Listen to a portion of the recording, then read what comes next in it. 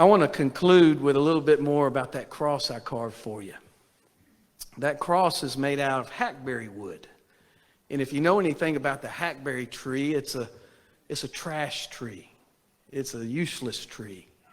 In fact, if you go down to the nursery and try to buy a hackberry tree, they're going to laugh at you because they don't sell hackberry trees. It's a weed. And it's a big, ugly weed. I mean, it's the kind of tree, if you've ever seen a mature hackberry tree, it looks like something from a Harry Potter movie.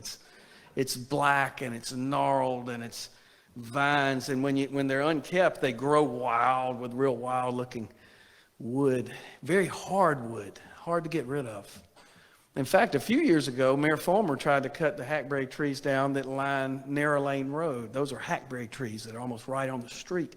And they hired the team came out and they started working on one tree and they couldn't finish. It was so hard wood, they couldn't cut it down, and they abandoned the idea. They physically couldn't cut down all the hackberry trees. It's a useless tree.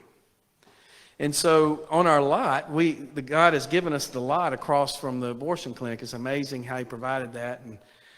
But on that lot are several hackberry trees, and we've been using that lot as prayer, a place to pray. And that's where you see our bus parked.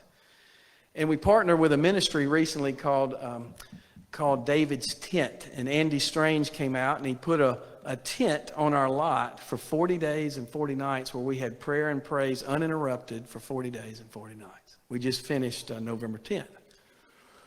And the problem was his tent had to go right where our biggest hackberry tree is. It's a massive hackberry tree. So he called me and said, I got a little snag. And I said, well, what is it? He said, my tent's got to go where your hackberry trees is. That hackberry tree's got to come down.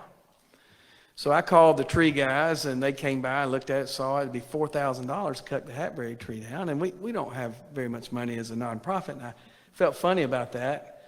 And my friend Byron Lawhon, who's a gynecologist, said, we'll cut that tree down. So two gynecologists went out there, and thank God nobody died, but laid the tree down.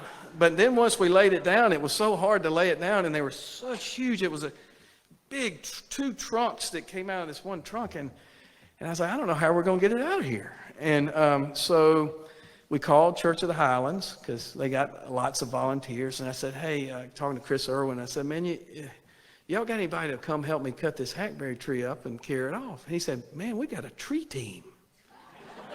And I said, a tree team? I said, what's a tree team? He said, we got a team just for this. So they showed up, and those manly, burly men got out with their chainsaws, and they all had chaps and all the stuff and helmets. And they sliced that thing up and hauled it off. But before they did, the foreman, he was in his late 60s, and he walked up, and he was all happy till he saw the tree. And then his shoulders slumped, and I thought any minute he was going to throw his hat down. And he said, I hate hackberry trees. I hate them. They're horrible. I hate them. And I'm pretty sure if we hadn't been on such a noble Christian mission, he was going to cuss. I mean, he was mad at the hackberry tree. And so then he looked at me and he said, they're worthless. Worthless. And I looked across the street 44 feet away where the abortion clinic was, and I looked at it. And then I looked back at the hackberry tree, and then I looked back at the abortion clinic. And I said, that's exactly what they say across the street. That's exactly what they say. They say it's worthless. It's tissue. It means nothing.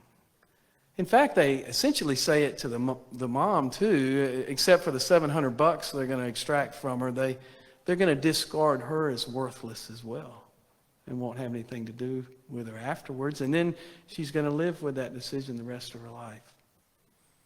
That's what they do.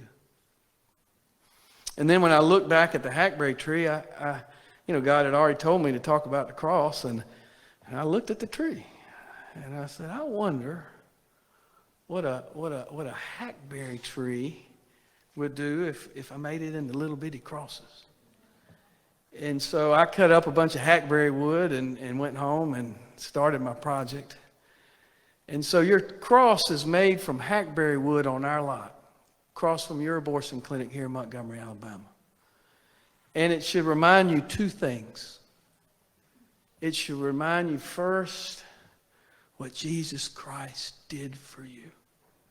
Because he took what the world says is worthless and he made us priceless when he died on that cross. So that's so you can remember that. And second, so you can remember what we do on the bus, because it's very similar. We show the mom her baby, which before, not worth much. And then afterwards, priceless.